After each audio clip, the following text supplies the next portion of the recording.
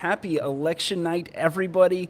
To all the good boys and girls that have been waiting all year to know who their next assorted county and city and school board officials are going to be. This is the big night. This is the World Series of local politics. That's right. It is primary day here in Okaloosa and Walton counties. I'm joined here by your favorite Walton County reporter and my favorite dad, Stephen Saul. How are you feeling this afternoon? Has it started raining where you are? Because it is. We are underwater here. It's not here yet. I think it's on its way. So things are dry, and I hope people are still at the polls casting ballots.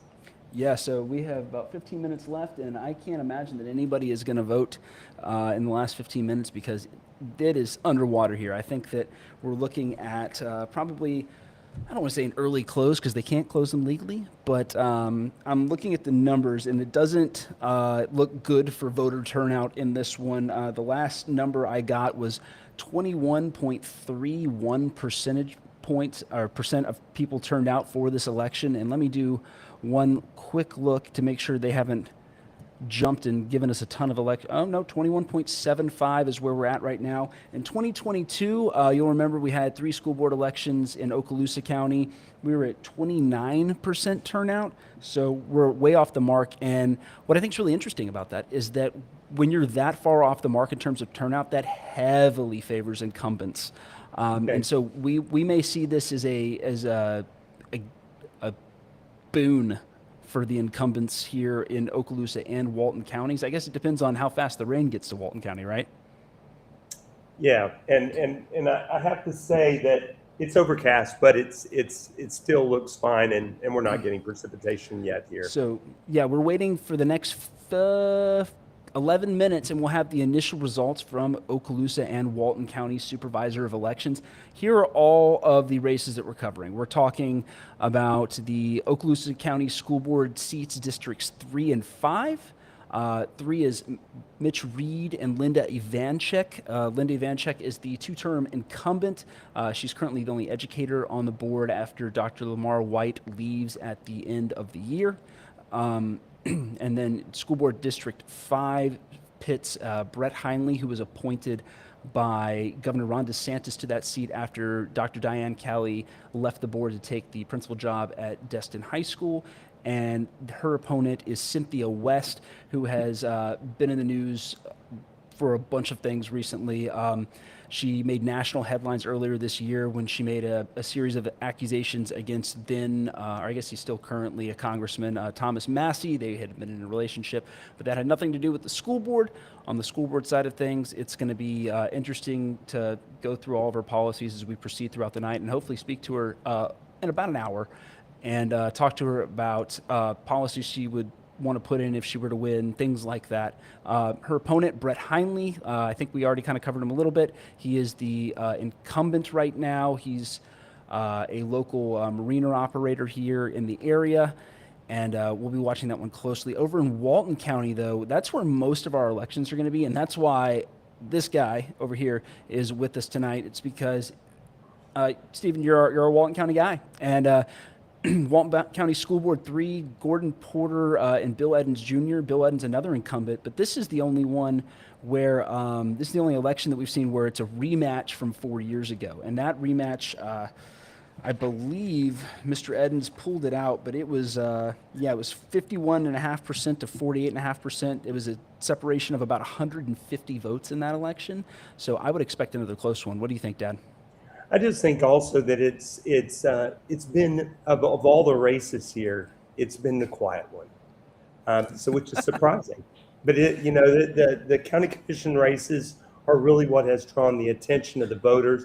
Also, the tax assessor collector race is really a busy one and has caused a lot of people attention, and so the school board election is probably the most quiet, I would say. I think that's kind of incredible. Considering how close it was 4 years ago, you would think it would be the spiciest one, and it absolutely has not been. It's been those 2 county commission races, the one, the lower number 1, District 2.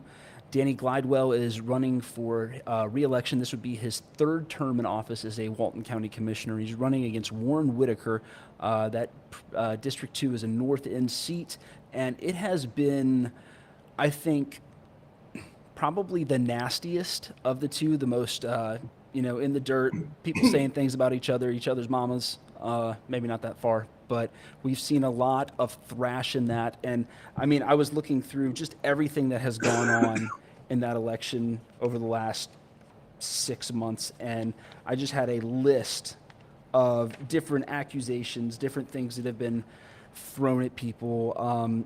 We look at the incumbent, Danny Glidewell, who's been there for 2 terms. There have been, we're going to have somebody on later this evening, Joe Turner, who was the former deputy county administrator in Walton County, who has, I would say, personal animus at this point towards Danny Glidewell. That would be an understatement.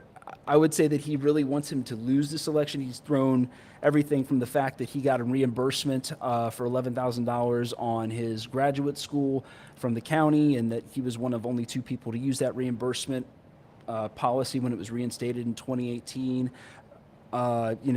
Let's see. He's endorsed by the Emerald Coast Association of Realtors. Big deal, by the way. But talking about the Eastern Lake deal, that $18 million valued property, or that $6 million property that they bought, the county bought for $18 million. And then the vote to settle on customary use with beachfront owners. All 4 of the people that were able to vote in that did vote to settle with beachfront owners, which makes a lot of that stuff a moot point. So a lot of the customary use talk that you hear now is, again, kind of moot. And Warren Whitaker has tried to beat him over the head with that. Yes. At the same time, I would argue, and you tell me if I'm wrong, that like Danny Glidewell has come right back with it and said like, hey, this guy is in the pocket of the developers. What do you think about all this? I do think that's social media has been probably the ugliest place that you've seen the cartoons and the slashing back and forth. But I think that in a recent debate that these 2 gentlemen were in, I was surprised that it was so collegial. And it wasn't an attacking thing, and they were threatened on their lives to get along, which I like to see in candidates and in politics. But I would say that Glidewell, he really has come across as being somebody who did vote to protect the beach owners, and I mean, there's certain things that you can't deny. I mean, you have to. Accept what you've done and live up to what you've done and talk about it. And one of the things that happens when you are the incumbent is you get beat over the head by your record. And so Whitaker, who is a gentleman that is very, he's a nice fella that really, both of the men are from this part of Florida. Glidewell was born in the northern part of the county, and Warren Whitaker is from Okaloosa County, but spent 30 years of his career in Walton County. So both men have their fingerprint and have experience here. I will tell you that also Danny Glidewell has an extensive history, public history in the sheriff's office. So, I mean, it did a lot of service. Both of these guys, if you were to ask them, do they love their county? Both of them would say that they do.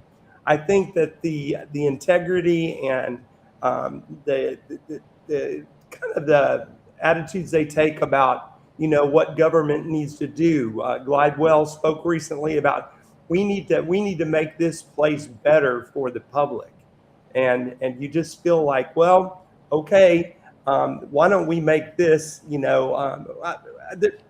why don't we make this a place that people do want to call home, but at the same time, let's think about where we're going with regard to growth. And with that in mind, I think that is the one place that Whitaker has really called Glidewell to task. Yeah, it's been I would say there's been some direct back and forth between the two candidates on social media, just like from posts and stuff like that. But a lot of the surrogates are the ones doing the yeoman's work when it comes to attacking the other candidate. So I think that Yes. that's going to be a very interesting one to see pass. But the other race that we're watching is a three-way race down in the southwest part of the county to take over District 4. Donna Johns is the incumbent in that race. And what's crazy about this race is that usually the incumbent raises the most money because they're the incumbent. They're known, right? Not even close in this race. The amount of just gobsmacking amounts of cash that have been thrown to these two challengers is truly incredible. So to give you an idea, Donna Johnson, I went through all three of the candidates. I went through all the candidates' finances again this morning just to like make sure I knew what I was talking about. Donna Johns raised about $24,000, and most of it is from individual donors. Not a lot of businesses, not any PACs. James Calkins is in the lead for the donations. He raised literally almost 10 times the amount of money over Donna Johns, and Donna's the incumbent. Calkins raised $200,173. He's the number one fundraiser. And I thought to myself, like, oh, maybe he gave himself a huge loan. And he gave himself a big loan. He gave the campaign something like $35,000 between him and his companies and his wife. But a lot of that money is, real estate development, a bunch of different things, not just real estate development. It's also interesting to see some of his donors follow him from his time in Santa Rosa County. People like Henry Company Homes came over from Santa Rosa County. Jim Bagby, if Calkins has been tagged as the development candidate, then Jim Bagby has been, tagged as like the beached interests guy. He's seen as very tight with local Politico and Gates' family ally, Suzanne Harris. And that makes a lot of sense because Jim Bagby was Matt Gates's in-district representative while Gates was in Congress. So it makes sense that they would know each other. They would have worked with each other extensively. And I mean, Matt Gates himself gave something like $5,000 or $6,000 between himself and his wife and his companies to Jim Bagby's campaign. And Jim raised about $121,000. You're the expert on this. I'm just giving the numbers, but what are your thoughts on this race so far? I have a comment that's kind of really troubled me a little bit during my time at the BCC, the Board of County Commissioners, for meetings and whatnot. One of the things that just continually gets brought to my attention is, of course, Donna Johns, being the incumbent, she's there, and she is very familiar with what's going to be discussed. She's talked about it, that she meets with every department Monday before her Tuesday meetings. And one of the things that I saw in the GOP, the Republican for Walton County debate, that was very interesting, is Jim Bagby is not only an eloquent speaker, but he is somebody that knows Walton County. The reason for that is because of the amount of experience he has here. And one of the things that he has done is to show up at the county commission meeting. That's how the public has seen him, speak, and he's very comfortable in doing that. On the other hand, James Calkins, I don't know what his situation is. I don't know what his work schedule is. I mean, the Board of County Commission meetings are not at a convenient time for someone who's employed, but it's hard to really know a candidate like people know Donna Johns and Jim Bagby. Okay. And that is, to me, as a reporter, I've looked at that, and I just look at the context of what James Calkins has put forward. And in his absence, and he can't make up for that now, but there's such a missing piece, I believe, with Calkins publicly. And that is something else that I think that somebody who does not know him would not have any familiarity with his platform, except through his mailings and whatnot. Yeah, and not to say that those mailings are not incredibly powerful. I mean, I've seen some I've seen some pretty good mailers this election season because I get them all. So I've seen some pretty clever ones, but it's going to be an interesting race, and that's why we have a bunch of people all over the Panhandle tonight. We have Trisha sitting in the back as our producer, making sure that all the stuff is running well, and we're getting everybody in and out. We're going to have a ton of guests tonight. You're going to see, right now we have confirmed Mitch Reed of Okaloosa District 3. Linda Ivanchek is supposed to also come on. Alan Osborne is going to be on here, and I know that is... Seriously. If you've ever seen the Alan Osborne show, you know that it's going to be a banger, and I might just let the man run. Do you have the filter? Do you have the filter? No. But just so everybody knows, we have asked every single candidate that is running in Okaloosa and Walton County for a county or a school board position multiple times to come on. So if they don't come on, it's not because we didn't ask them. We kind of, at this point, have kind of pestered them.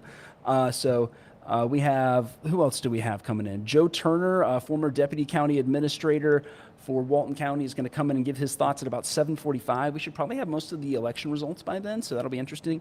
Jim Bagby will be coming on at 8, and then we have reached out to Donna Johns. We've reached out to Danny Glidewell, Warren Whitaker. We're still waiting to hear back. And then Cynthia West, it's looking like she will possibly be able to make it at 7:40. But just so you know, we got a packed slate, and in between that, we're going to give you updates about what is happening in terms of who's ahead, who's behind, how many precincts are reporting. And just remember that the smaller and further away precincts are usually the ones that come in last. So in Okaloosa County, that's usually precincts 1, 3, and 4. We're talking Escambia Farms, outside of Baker, and then the Laurel Hill precinct. They just take a minute. And with all this rain, which I guess has cleared up now,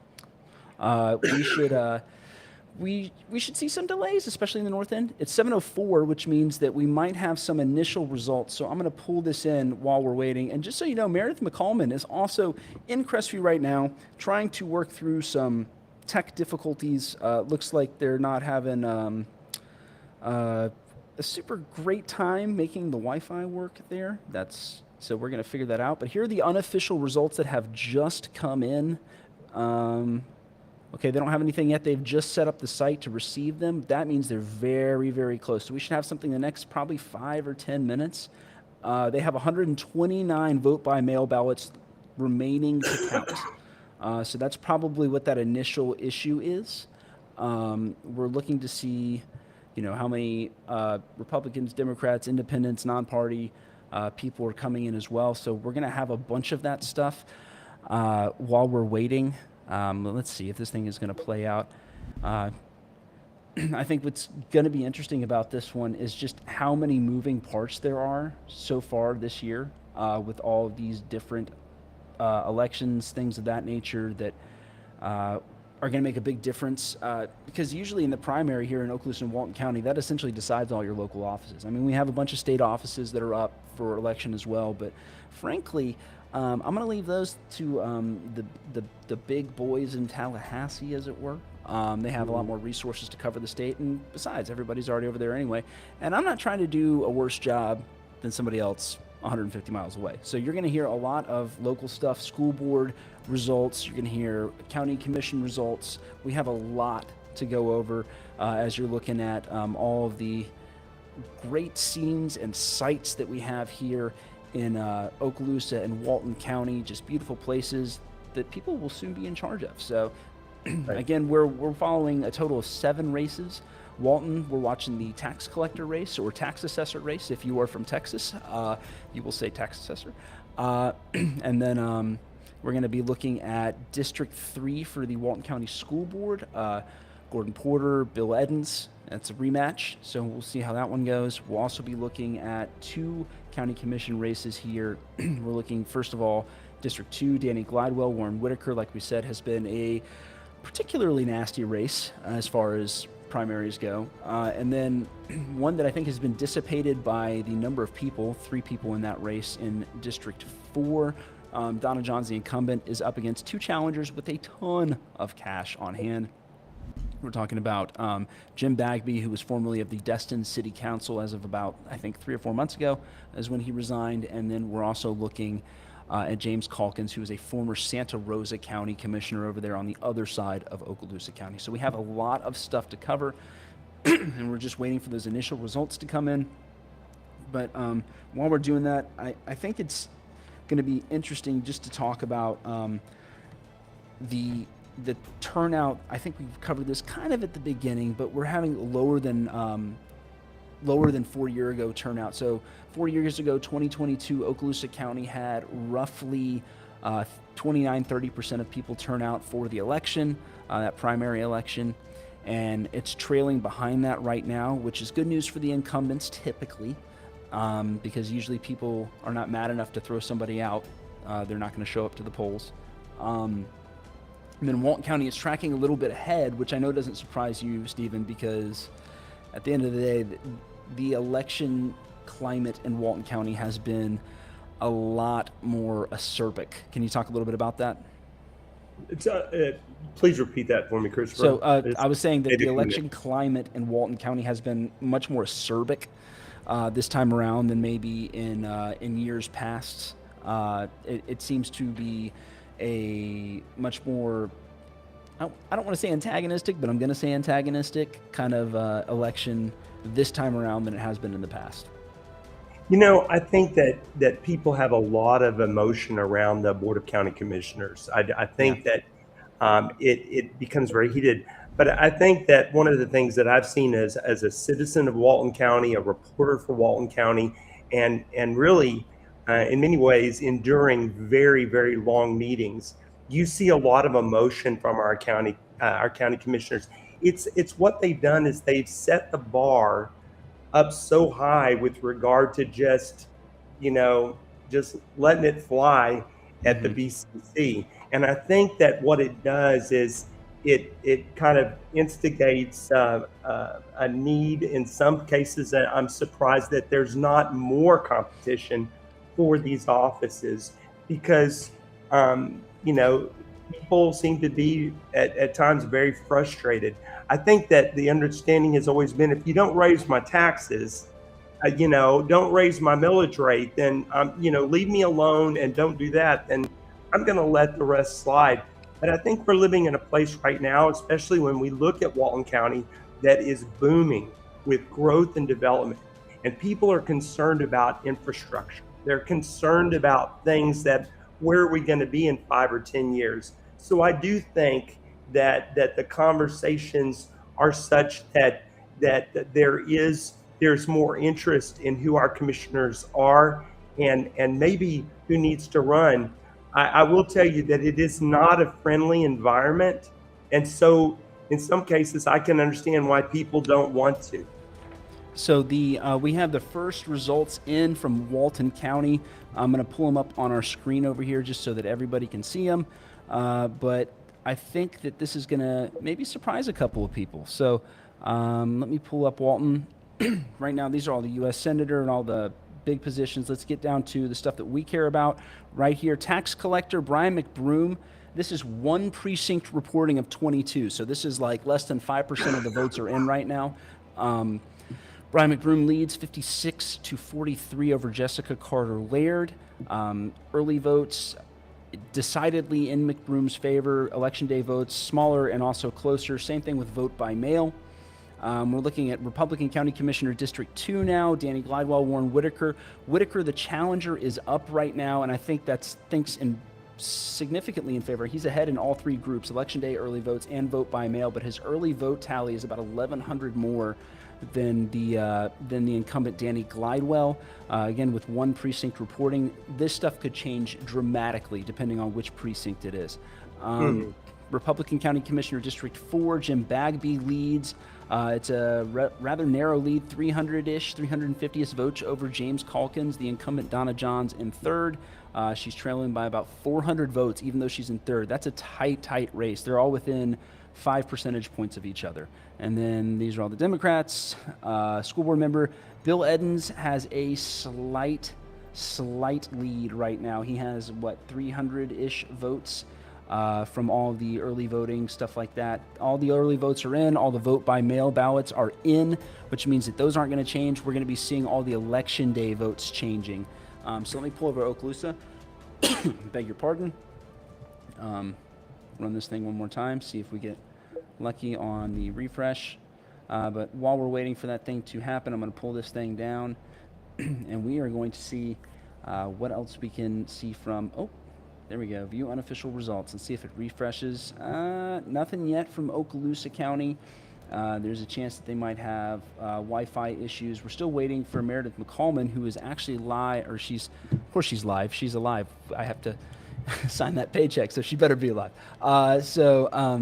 She is over there right now. We're waiting for her to get her internet set up. It looks like there's just something going down over there, but she's watching the toll for us over there as we're waiting for those initial results.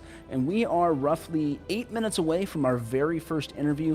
It's going to be with District 3 Okaloosa County School Board candidate Mitch Reed. He'll be bringing in a little bit more information for us just about his campaign, what he's doing, what he's looking at, and hopefully we'll have the initial results from the early voting and the vote by mail by then for Okaloosa County. Those should be coming in any minute. Paul Lux is a pretty good supervisor of elections. He gets stuff done. It gets done pretty quickly. And so my hope is that we'll have those numbers pretty quickly as well. But if you are just joining us right now, we have all of the early voting and all the vote by mail from Walton County. And then we have one of 22 precincts on election day. So let's pull those things back up for Walton County just to give you that last number again. Let's see. Meredith is just texting us, and she says, we'll have early voting and mail-in results in just a second. I'll try and join. Let's see. If join outside, if not, I'll just call you. Very good. And Meredith, if you can hear us right now, Trisha, if you could just let her know, like, hey, try to get in on the live and just keep her video off. If we have to do it that way, that's fine. But if not, then we'll just she'll call me and we'll do it the old-fashioned way, which is to one way or the other, we're going to get the initial results. Dad, you get something new? Well, I just wanted to say, looking at the county commissioner in District 4, the numbers are increasing. Jim Bagby is still at the lead with 3,700 votes, and with James Calkins second with 3,429, and Donna Johns trailing and Donna Johns is trailing with 2,843. So let me make sure I'm seeing the same thing you are. It is interesting here too that Whitaker is running a strong lead right now over Danny Glidewell. Well, that's another amazing thing is, like, we talk about money in politics a lot, and I cover a lot of the money stuff in politics. But Danny Glidewell raised something like 4 times the amount of money over Warren Whitaker. And now this is half of the precincts, but that's all the early vote and all the vote by mail, which means that in order for Danny Glidewell to catch up, he has got to take these last 10 precincts and just crush them all. And that's the other thing about the initial reporting stuff.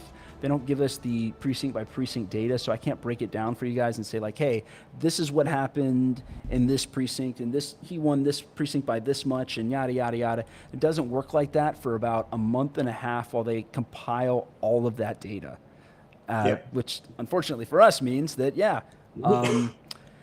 we have to just wait for a month and a half, and then I get that graphical data, and we put an election story out about that a month and a half later. But guess what?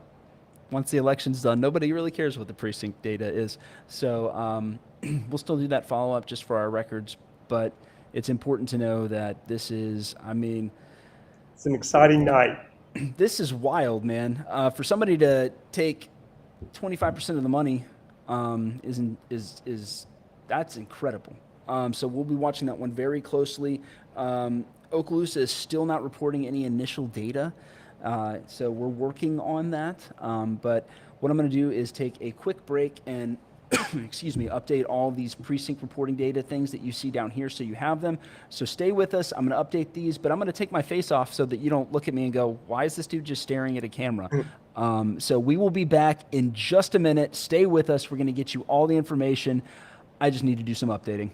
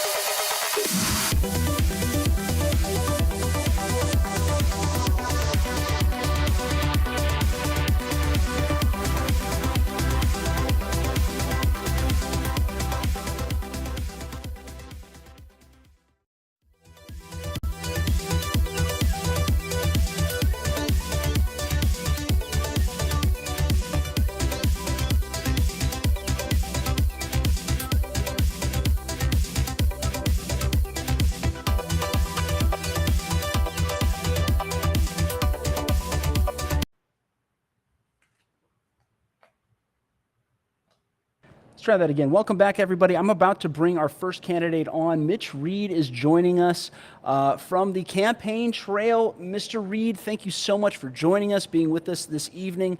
How's it going? Hey, good. Just listening to the rain. We had a great storm this afternoon. Kind of canceled our sign waving efforts for the get out the vote push, but here we go. So what are you feeling right now? How's it looking? I mean, we don't have any results just yet, but I mean, what are the vibes? You know, I'll be honest with you. The amount of love and support gives us a good feeling that it could go either way. You know, and we're very grateful for that. You know, going up against an incumbent is a lot of work. Thousands of doors knocked, thousands of people met, and just incredible. And I'm really thankful for the whole community getting behind us, and all. You know, over 100 volunteers out working a day is extremely hot, and I love them to death for doing it. You know, it means a lot.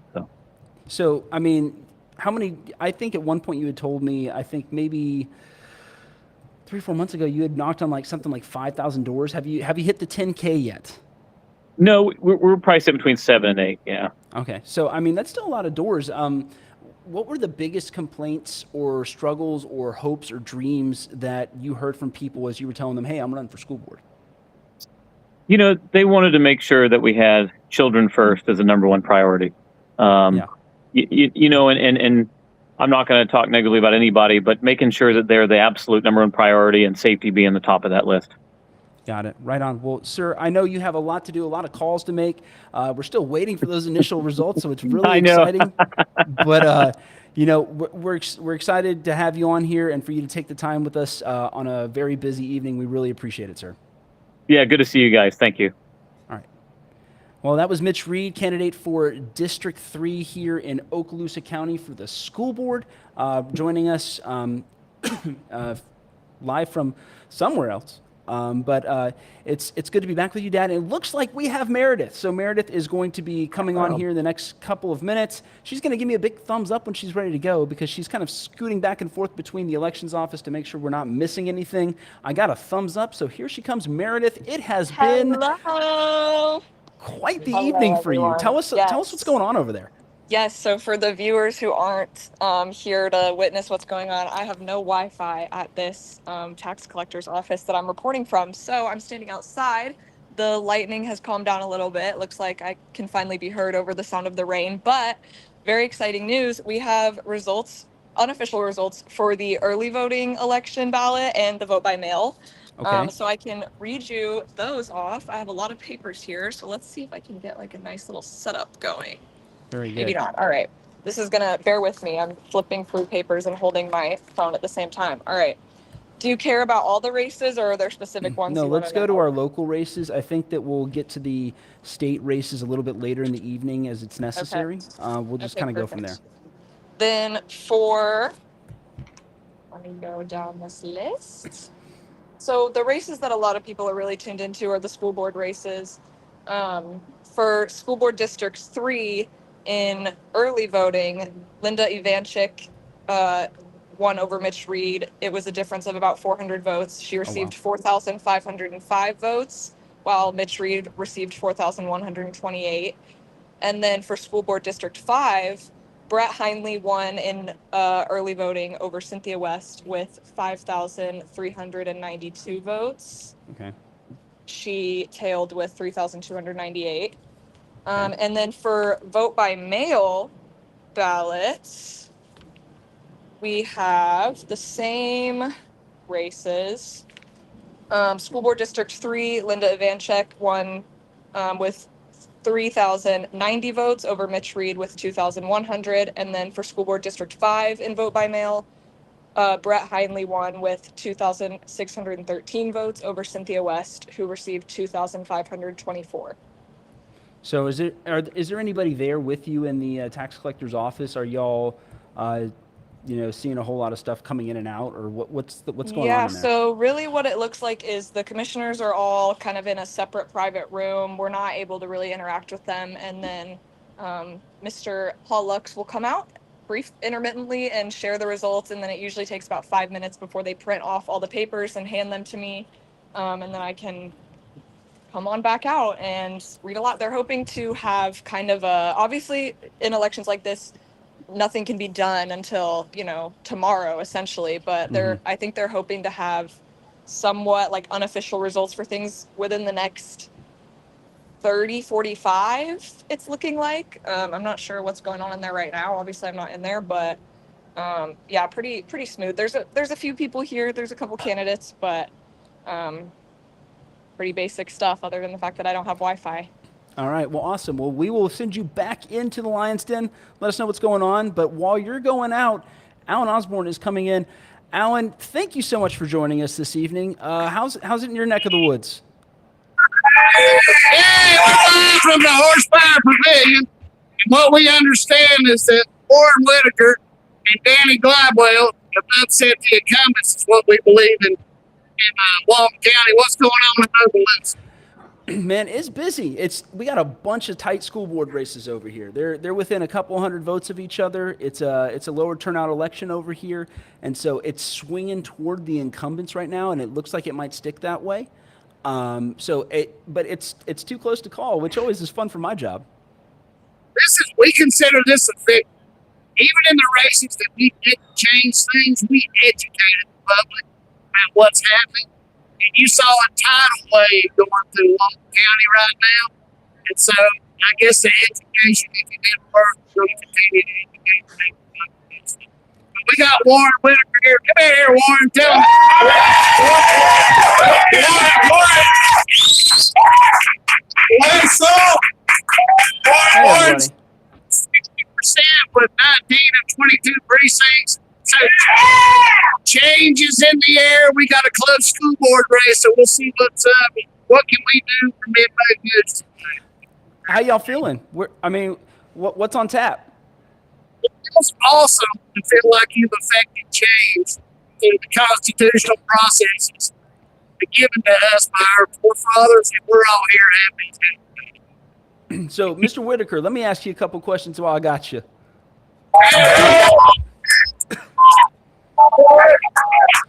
Yes, sir.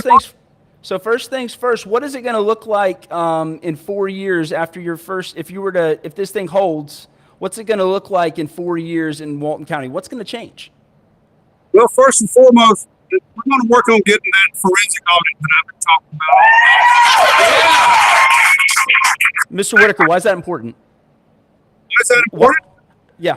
We're trying to find the truth. Okay? It's important to find the truth because we're overspending our budget. And we're not money slipping away that we don't think we should be accounting for. We need to keep that. That'll lower our budget. We can lower our taxes even more than what we've been lowered already. That's how I feel about it. I'm hoping I get to. There's money running away in that council that people don't see. People don't count. There's things like there's water being dumped in our bays. It's very precious to Mr. Osborne as well as me. We're not accounting for it because we're not forcing governments to go out there and do their job and shut themselves down. Secondly, I want to slow down so our infrastructure can catch up. Not stop it. Not slow it. Not stop it. And so, Mr. Whitaker, if you could hold it just a little bit closer, we're having a hard time hearing you. Be very clear. Well, I got a good crowd. Thank you. Be very clear. I'm not anti-development. What I am is responsible, sustainable development. We got to let our infrastructure catch up. Getting here tonight, coming from the Funiac, took me almost 45 minutes once I turned on the old 331. Get here because of the traffic. Yeah. This all have high density development. Warren, what do you think about winning this election? I think it is guts. All right. Well, they have quite the party, and I don't always get invited to parties, so this is kind of fun for me to do it vicariously. Mr. Osborne, thank you so much for your time. We're going to be in and around, so I really appreciate you, and you have an excellent evening, sir. Changes are coming. They don't have to like it. It just has to happen. All right. Thank you. Hey, Alan, and I'm sure we won't make this up. Hey, We don't make this stuff up. All right. Have a good one, sir. All right, man. Look, they're having a good time over there. How They come we don't are. have a good time like that? Ever since, No, you I know, think we just have it in a different way, maybe a little bit Yeah. calmer with maybe coffee or something. I don't know. Look, man, there's nothing wrong with having a good time. All right, look, 22-year-old me would tell you right now, Dad, there ain't nothing wrong with a good time. All right. I just And want- now I have I 3 wanna kids and tell I you need to go to more- bed by 8. What? More numbers are out. More numbers are out for Walton Okay, County. tell us I what's mean, going on. Yeah. So I just looked at the 720 numbers. Danny Glidewell was at 4616, and as So he's Alan moved up. and Warren had said, Warren Whitaker was at 7136. That was at 720. There may have been an update during our interview with him. Yeah. With Bagby, Calkins, and Johns, District 4, the District 4 race, Bagby is still in the lead with 4609, and Calkins is with 4231. He's come up from the 3400 mark, and then Donna Johns is sitting in third at 3328. So Yeah, 'cause Bagby now- is still the leader at 720. Pardon? So, yeah, now there's a 10-point gulf between the top and the bottom in that 3-person race in District 4. And it looks like both James Calkins and Donna Johns have slipped as more and more data has come in. There was a 2-point gap previously between Jim Bagby and James Calkins, and now there is a 3-point gap. So it's not slid too much, but that might be insurmountable, with just 2 precincts still remaining over there in Walton County. And so let's see if anything has come in for Okaloosa County, anything new since Meredith reported. I'm not seeing anything on the servers yet, so we're going to rely on Meredith giving us more and more. But we have Linda Ivanchek here with us, school board incumbent. Hey there, Linda, how are you? Hey, good evening. So yes, so Linda Evanchyk is the incumbent, the 2-term incumbent here for District 3. How are you feeling about the race tonight so far? Well, the initial numbers are looking good. You see my Pineview shirt because I'm the school board member for the new Pineview, and they had a ball game tonight, but the weather in Crestview called it off. So we had to turn around and come back. But yeah, I feel good. Initial numbers. I mean, I never want to get too ahead of myself and what's happening because the people are speaking. So we'll just wait and see what the final total is. Exactly. We got to let them finish talking before we know what they're going to all Absolutely. say, right? That's right. The conversation's not over. Well, it is technically, but we haven't heard it yet. Very good. So, if you have another 4-year term, which it looks more and more likely like that's going to be the case, what does Okaloosa County's school district look like in 4 years? What has changed? What has gotten better with you at the helm for another 4 years? I think that, first of all, we will have come so far with cleaning up our schools and infrastructure. I mean, already we've come. I mean, we've done 20 ribbon cuttings in the last couple of years. That's big, right? I do think that you're going to see adjustments based on us having to adapt to a new world of education. The world of education, even as young as you are, Mr. Saul, has changed. Okay? And we're going to have to adapt to that. If we're going to sustain a strong public school system, we're going to have to adapt. And that means offering what the parents and students are saying they need. We're going to have to make some changes. We're going to have to work. I don't see it as an us or them.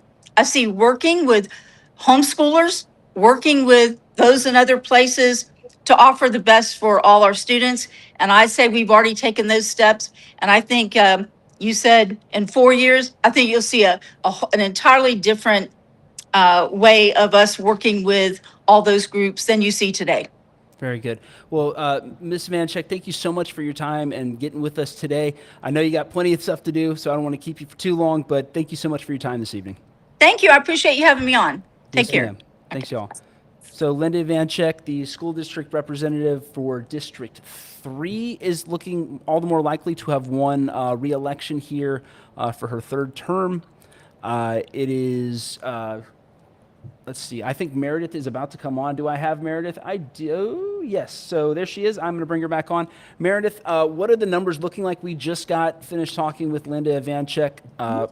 What are you thinking? Yeah, so we have unofficial results from Okaloosa County.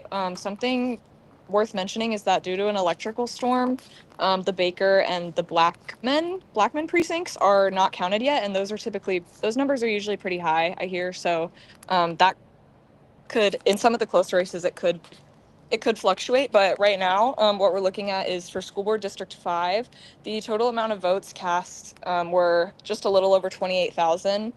And in District 3, Linda Evanchyk still holding those votes over Mitch Reed. Evanchyk won 14,673. Mitch Reed has 13,714. And then for District 5, Brett Hinely won over Cynthia West so far with 16,843 votes. West has received 11,465. Okay, so a big enough split to probably safely say this is looking like it's going to go Brett Hinely's way in this one. Yeah, I think that's pretty. I would say maybe in the District 3 race, they are a little close with, those 2 precincts that haven't been counted yet. Will you say those numbers again one more time? Yeah, so for School Board District 3, Linda Evanchyk has 14,673 right now, and then Mitch Reed has 13,714. But I know he, in just kind of, this isn't official data or anything, but just talk around the room here is that Mitch Reed has a lot of supporters out in Baker in that area. But when you ask, the commissioners can't say anything about whether or not they would consider a recount or anything until all of the votes are Yeah, and totaled. so in the state of Florida, the recount rule is there's an automatic recount, machine recount when the separation between candidates is less than half of a percentage point. So that's the marker that people are going to be looking at. Those usually, you do see some shifts in those numbers typically. I remember 2 years ago when Carrie Pitzer and Sherry Cox and a couple of other candidates, Heath Rominger, were all in the race for County Commission District 3. There was a 13 vote difference between Sherry Cox and Carrie Pitzer, and so they had to recount it. And I think it might have moved like 1 or 2 votes, but it was very, very close. And so those numbers may shift. Don't ask me why. I just work here. But we will be continuing to watch this as more and more stuff comes in. But like you said, Blackman and is it Baker is the other precinct that's not in yet? Yeah. So, yeah, those are more rural districts, right? Blackman especially. And so usually precinct 1, Blackman, I think it's precinct 1, almost always is the last precinct in. So we will be staying on this for the next little bit. We still have plenty of interviews, and Meredith, I'm going to leave you alone so that you can go do your job. But I appreciate you being here. All right, We'll cool. see you here in the next couple of minutes. Oh, of course. But while we're waiting for the next set of results to come in, Stephen, do you see any new data for Walton County? An update came in at 7:34 in District 2. Danny Glidewell is at 4930, and Warren Whitaker is at 7507 votes. And Jim Bagby is still in the lead for District 4, but the lead is closing with Calkins. He's at 4543. That's Bagby. And Calkins is running second at 4503. And of course, yeah, so it's really tightened up. And then I want to give an update in a minute on the tax assessor race, but Donna Johns is trailing at 3498. So so there's it's kind of stayed consistent with the first numbers that we received, except the race is tightening between Bagby and Calkins, with Jessica Laird and Brian McBroom for the tax assessor collector. At 734, Jessica Laird had 6516, so 6,516 votes, and Brian McBroom is running steady at 8501. Okay, so decent separation, especially for Walton County, which has a much smaller electorate. Right. So we're looking at about a 2,000 vote gap over there for Brian McBroom. And then I'm getting, these are just for Okaloosa County, excuse me, for U.S. House District 1, Republican primary. And tell me if I'm wrong, if this is just Okaloosa or if this is the whole congressional district, Tricia. But Tricia's reporting to us, U.S. House 1, District 1, Republican primary, Jimmy Petronis 71.69%. So I believe Mr. Petronis had to do that special election about 1.5 years ago, and he was, I think he had several opponents then too, and he had won significantly. He has the president's endorsement, and he is. It looks like he's going to be going back to Congress no matter what. I think this isn't as dominant a win as the special election was 2 years ago, in Okaloosa County at least, but it is still. I mean, that's a 50% or 50-point split between first and second. So that's nothing to shake a stick at. But Tricia, this is, I'm talking to our backstage Tricia, our producer backstage Tricia. I just wanted to make sure these are just for Okaloosa County. This is not the whole district.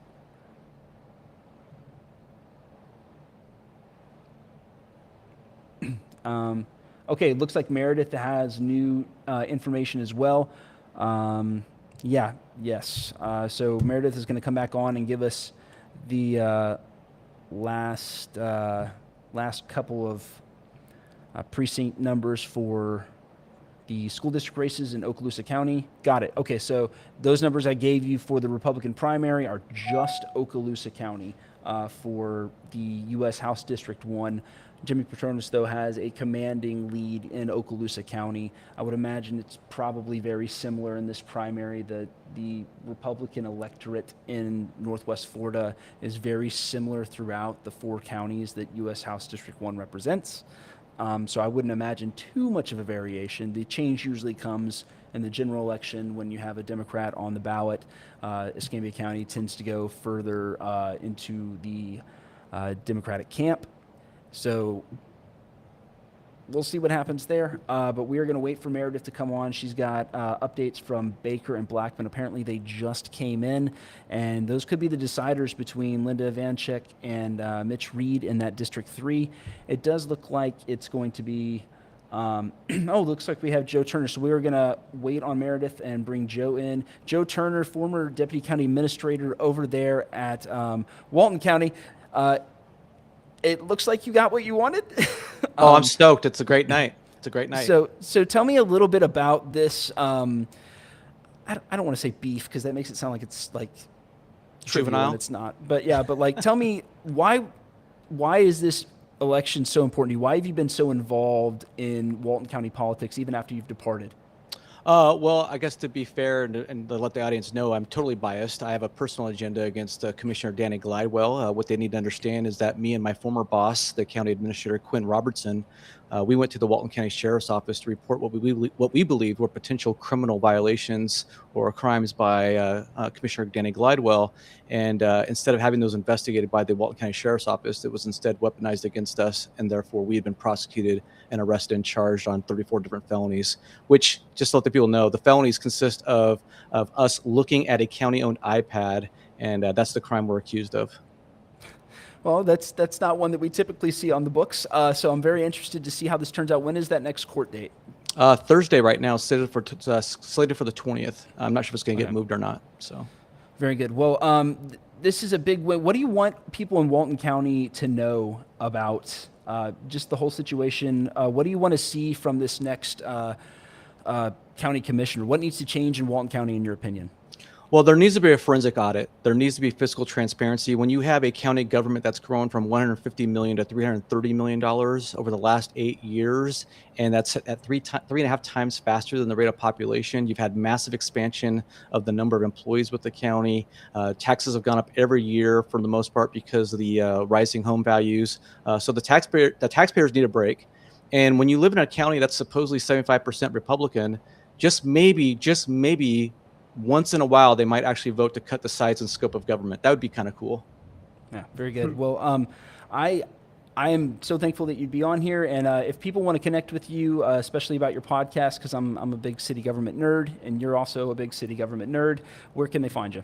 Well, I'm currently on a hiatus with the City Manager Unfiltered podcast. I'm kind of waiting to get through this whole situation. I've been a little burnt out on the podcast, to be frank. So I've been busy on Facebook and social media going after Commissioner Danny Glidewell, whose career has now been officially terminated. Very excited about that. But I would just tell the folks, hey, you got to get involved with your local electeds. You got to send them messages, emails. Let them know you want a forensic audit. Let them know you want some accountability. Let them know you want a tax cut because you're working hard to make ends meet. And we all know right now that the average citizen in Walton County, the pressures are intense just to make the ends meet right now because of what we're seeing with the economy, inflation, higher taxes, and obviously the devaluation of our currency over the last couple of decades. Very good. Well, Joe, thank you so much for joining us all the way from the West Coast. We appreciate your time, sir. Thank you very much. You have a great night. Bye-bye. You too, sir. Bye. All right. And so that was Joe Turner. Apparently, I don't want to say like lifelong enemy, but like the op for Danny Glidewell, it's looking like he is going to lose his bid for his third term. He was a 2-term incumbent, and it looks like Warren Whitaker is going to be taking over District 2 in Walton County. So a little bit of an earth shaker over there. Like we said a little bit earlier in this talk, in this show, Warren Whitaker, I think, raised a total of like $9,000 through the whole campaign, and Danny Glidewell raised somewhere in the neighborhood of 30. To go 4-1 and win is pretty incredible. It is, and Christopher, I'm looking at this and trying to kind of get a feel on where we are with regard to returns and ballots cast. Out of the 62,522 voters that are registered in Walton County, only 15,987 voted, which is 25.57% turnout. So, and it says right now on our source here that 20 out of 22 precincts are reporting. So it looks like we have good information and pretty recent. The last update was what I gave you just moments ago. Do you need me to cover that again, or you're good on it? Let's see if we can get Meredith back on. I think she has the latest for Okaloosa County. She got those last two precincts that are in, and I think those are going to be the decision makers. So I want to bring her in on the school board races here in Okaloosa County. Well, I want to say that I'm going to bring her in so that we can get her kind of moving in this direction. There she is. We got her. Hang on, she's about to go. Here we go. Meredith, you have the latest numbers for the Okaloosa County School Board races. How's it looking? Yeah, so nothing's really changed. We now have 51 of 52 precincts reporting. I believe they're just waiting on Blackman now. Still, Linda Ivanchek winning over Mitch Reed with 15,099 votes. Mitch Reed has 14,202. The total votes cast for that race were just above 29,301 so far. For School Board District 5, the total number of votes was 29,189. Brett Hinely has the lead with 17,370 over Cynthia West with 11,819. So that race pretty much called, I would say. Okay. And like I said, we are just waiting on that one last precinct, but I'm not anticipating that it will really change anything. So it looks like our winners are going to be Lindy Evanchyk for School Board District 3 and Brett Hinely for School Board District 5. Okay, so we're looking at, let me make sure I got those numbers right. Okaloosa District 3, we're looking at Evanchyk, Evanchyk, 15,099 votes, correct? Yep. And then District 5 is Hinely, 17,370 to West's 11,819. Yep. Perfect. So those are the numbers I'm showing on the bottom there. We're going to continue to update this thing. Work with me as I have spelling errors because I, despite working on a computer all day, am not a good typer. So, Meredith, just let me know when you get that Blackman precinct. I know it's making its way down from the Alabama state line, so we'll be waiting on that. But hey, we're having fun, so that's good. All right. Yeah. Well, hey, we'll leave you alone. Let us know when you got something else. Thanks. See you guys. All right. See y'all. All right. So, Stephen, you have the latest numbers from, from Walton County's school board race, right? Let me go ahead and grab that really quickly. It'll only take a second. For the school board, District 3, right now, Eddins is, this is a very tight race. Eddins is following at 7139, and Porter is leading with 7273. This is a tight race. Yeah, Man. It's a very tight race. So I've just updated those as well. I'm going to try and format this a little bit better so everybody can see it. But Okaloosa right now, Okaloosa District 3 for school board, Evanchyk leads Reed 15,099 to Reed's 14,202. So we're looking at about 900 vote difference there. Okaloosa County District 5, Hinely leads West 17,370 to West's 11,819. Walton School Board District 3, that's going to be Eddins 7139, Porter 7273. So they are separated by roughly, I want to say 100 votes. Am I crazy? I got to get my math back out. Yeah, so 120-ish votes. It is incredibly close for that District 3 seat and it's a rematch too. So I think it's within a percentage point. It may even be close enough for a recount. As a matter of fact, if it stands, I believe it is significantly within the bounds of a recount. So we might see an automatic recount in that school board race. Do you have anything additional for the county commission races? I just think that they've just done, and it's pretty much staying the same. However, we did mention that the race between District 4 with Jim Bagby in the lead and James Calkins.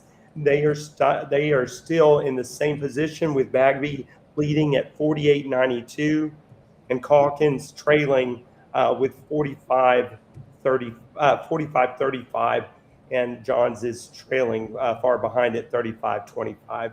With Glidewell and Warren Whitaker in District 2, Danny Glidewell is trailing with 49.69, and Whitaker is the surprising lead. I mean, he has just come on with this at 75.77. Well, that is a dominant win. In a low turnout election, for an incumbent not to win is a big deal. That doesn't happen very often. So especially when you were saying just a little while ago, if we would have seen a lot more people motivated to come, it kind of is indicative that, okay, we're happy with the status quo. But, in this case, different people came out.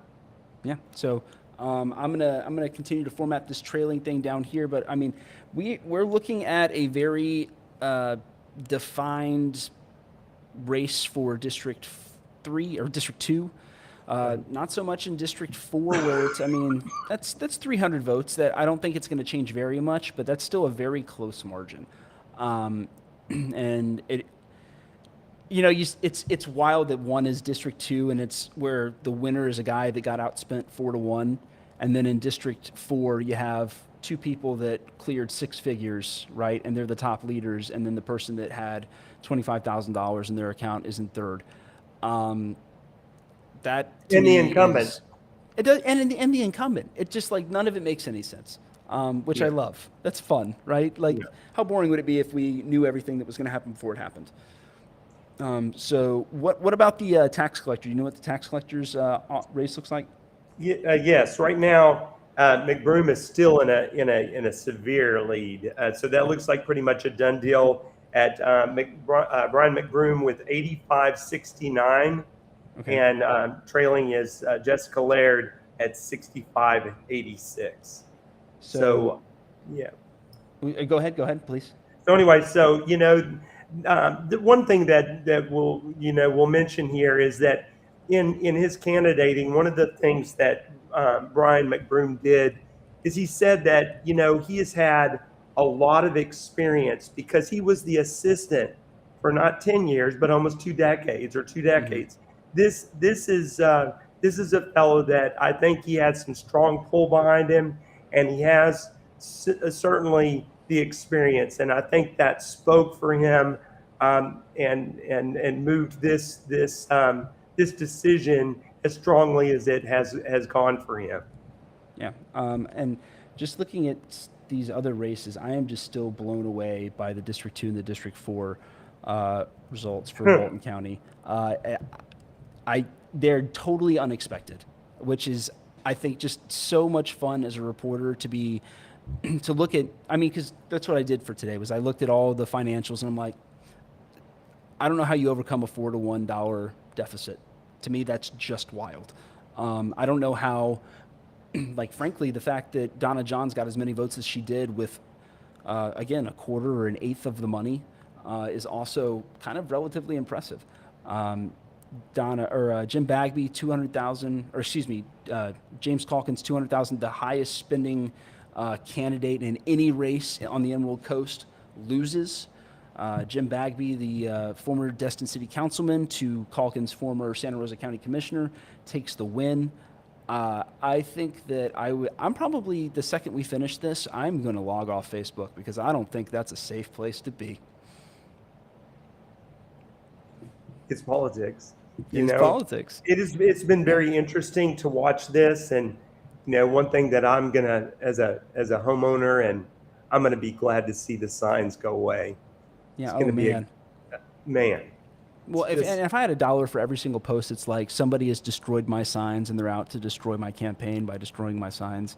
I'm going to have exactly one hot take today, and my hot take is nobody's out. I think in force secretly. I think there's probably a couple getting thrown away, but a vast conspiracy, I think probably not. People being stupid in onesie twosies, more likely. But again, we have had, a busy night. A lot of electioneering, a lot of stuff coming in and out. We've talked to a lot of different people. I think that we have just one left over there at 8 o'clock. Jim Bagby, who is still in a nail biter, but looks to be pulling away just a little bit, about 350 votes, is going to join us here at 8 o'clock. And then we are going to probably call it an evening, because I think these races are going to be pretty much done. But if you're not, if you're just joining us, the ticker right there at the bottom, see it down there? That's all the results as I can get them. They're all in raw data form because I am trying to type and talk and run a show. So it is, doing math is not my forte, even when I'm only doing one thing, but do it when I'm doing four things is a great way for me to put the wrong numbers in. And so you can see down there, Linda Ivanchek taking a 800 vote win over Mitch Reed. District 5, Hinely taking a much more dominant, a 6,000 vote win over Cynthia West. Eddins is behind Porter right now. We're still waiting for that one to come in. Bagby still very close. And Whitaker, I think we are calling that one as well with a 2,600. Is that right? Or I have to go back and look at it. But a significant win. And the fact that so little money overall, I mean, that race had $40,000 in it compared to almost $500,000 in the District 2 race. That's just bananas. Yeah, just it's unbelievable. But you know, I think that I really kind of want to say, you know, being a citizen and meeting with people in my neighborhood, and people want to know what's going on in Mid-Bay News, what we're reporting on, and what's the news. And with Walton County, these decisions that are made for county commissioner are so important because they are the voice. Because you know, many of us don't have mayors and we don't have city council. We have commissioners, and they're the voice of the people. And this vote is so very important. And I guess what I want to say is that I was talking, I think it was you, Christopher, recently that said the greatest voice that we have is making a local vote and for local politicians, because they speak directly for us. That is the most impact we have. And so I would just say that tonight, a shout out to those who voted today or who voted early, because that really does make the change. It makes the difference, and it makes our politicians stand up and do what they say they're going to do. Well, I think that, you know, while we're talking about local elections and politics, there's two things. If you care about the local news that we're doing here at Mid-Bay News, there's two very important things you can do, and I'm going to bother you about them right now. First thing you can do is sign up for our newsletter. We put out newsletters on Tuesdays and Thursdays, jam-packed with local news for you. midbaynews.com/newsletters where you can get that. And if you just love it so much that you can't live without it, you can also start a subscription to Mid-Bay News as low as $5 a month. Keeps us in business, lets us get the local news to you, which I think is important. But that's really up to you. midbaynews.com/donate is where you can do that. midbaynews.com/newsletter is where you can sign up to get all of our news and not have to troll Facebook and get depressed, because I think studies show that being on Facebook too long makes you super depressed, or at least the study that I did with myself. And so we're looking to have Jim Bagby on here in the next couple of minutes. Awesome. So let me make sure that he has his link to the show, just in case. Jim, J-I-M. I have it here. I don't. We'll do email. Bagby, B-A-G-B-Y, link to show.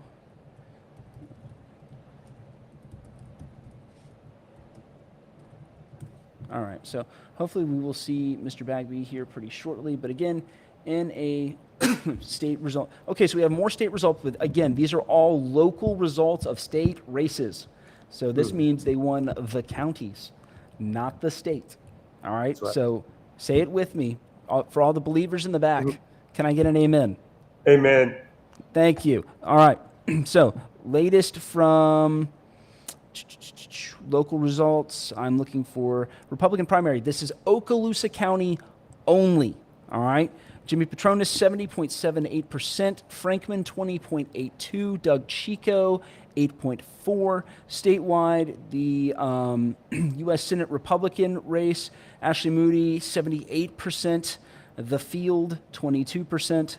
Republican Byron Donalds is ahead of Jay Collins, Paul Renner, and James Fishback with 42%. The next largest taker of votes is Jay Collins at 28%. Let's see, 51 of 52 precincts. We're getting very close there. All right, and then let's make another sweep across the Walton County line to see if we have any final results for our friends on the school board and for Mr. Bagby's race. It looks like nothing has updated. They're still waiting on a single precinct, but unfortunately, I can't tell you what precinct it is because that's data that comes out later. Yeah, it's not going to give it to me immediately. Oh well, but yeah, it's a big to do to get all this data and collate it and put it together. It's not like they just kind of like throw it in a computer, make it happen. They have to double check it and make sure it's good to go. And there's what do you call it, like oaths, and they have to sign things, affidavits. That's the word I'm looking for. So a lot of different things still to come. Just because election night is kind of coming to an end. We're looking at a lot of more work for your supervisors of elections. So, you know, give them a hug because these are tough. I remember one, I think it was maybe, there's a special election when Matt Gaetz resigned his congressional seat and then a bunch of people resigned to take run in that race. There were something like 4 special elections, and so the Okaloosa supervisor of elections, I think, had like 6 election days that year. It's yeoman's work. So we're going to make sure that we don't see anything else from Meredith, and we're waiting on Jim Bagby. Hopefully we will be able to see him very soon. But yeah, while I've got you, I mean, I might as well bother you about all the other things we have this week. This week is also the first week in our football season. We are going to be in, you guessed it, Panama City, which is totally a place we cover, just because honestly the best football game of the Emerald Coast season is probably going to take place week 1 when Choctaw goes to Mosley. Those are 2 very, very good football teams, the 2 very, very good coaches. I am excited to see that game. It is going to be, I think, out of this world. Last year, Tell us why you're saying that. Why are you saying that that's going to be the game of the year? It's unstoppable force meets immovable object. All right, because Choctaw has an outstanding defense. They always do. Mosley has a very, very good offense, and that just makes for good football. So we're excited about that. Other things we're talking about, we're having a mediation hearing between Okaloosa County and the city of Destin in regards to Noriego Point. So my Noriego Point people, please remember that is happening tomorrow. We had a county commission meeting this afternoon that will more than likely inform that meeting tomorrow. So we're going to be doing a lot of work on Noriego Point and who's in charge of it and who's not in charge of it and how much the sand's worth and everything that you could ever talk about when it comes to city of Destin stuff. And then Thursday again, football night on the Emerald Coast. We're going to have a lot of fun. We're going to be live here on all of our social media pages. And it is going to be a blast because that's what we do here at Mid-Bay News is we go out into 97-degree weather and run. And, looks like we are losing. Who did we get? Oh, nope, that's an accident. Miss Ivanchek, we are happy that you're here twice, but I don't think that she knows she's here, so we're going to pull that one off. But other than that, I mean, let's see, it's 8:06. We'll give it another couple of minutes to hear from Mr. Bagby, who looks to be the winner in this Walton County race. I say that as I'm refreshing to make sure that I'm not going to surprise and embarrass myself, as I am often want to do. Walton Simpson, getting there. So again, Brian McBroom got 56% of the vote. Looks like he's a definite winner for the tax collector race. Republican County Commissioner District 2. It looks like Warren Whitaker has 60% of the vote. That is frankly incredible. That is a method or it's a testament to get out the vote as opposed to just money in politics. So wow. And now, as a testament to money in politics, we have County Commissioner District 4's race, where Jim Bagby has a 2.8 point lead over James Calkins. It's still very close, but my doubts are legion when it comes to whether or not Jim Bagby will be unseated in this race. Donna Johns, the incumbent, coming in third place, 27% of the vote. That was a tight race with almost $500,000 invested in it. Looking at the nonpartisan school board district member, Bill Eddins Jr. has lost his round 2. It's like, what was it, Ali and Frazier? This is before my time. Boxing pretty much was before my time. But when, I guess it'd be Rocky, right? Rocky lost the first one, and then he come back and he won the second one. So this would be like a Rocky situation. I don't know who the other guy in Rocky is. I just know that that movie happened at some point. So you'll have to help us out with that one, Dad, for that movie knowledge, because You're killing me. I'm 34 and I haven't seen Rocky. Really? But hey, man, you raised me. Can't believe that. I'm just saying, that's not on me. All right? I was It was deprived. a great movie. I was deprived as a child. Okay. Anyway, it looks like we're probably going to go ahead and wrap this one up. But thank you guys so much for joining us for election night. These are always a blast. And as always, I get to hang out with my dad. That's kind of cool. And I get to hang out with everybody at Mid-Bay News. And they're all really cool people. That's why we hired them. And thanks to all of the candidates who showed up on our show tonight to just give us the back and forth about what's going on. We are excited to see even more and ask them the hard questions going forward. It's going to be always fun. And may your days get ever cooler. But for now, we're Mid-Bay News, and we will see you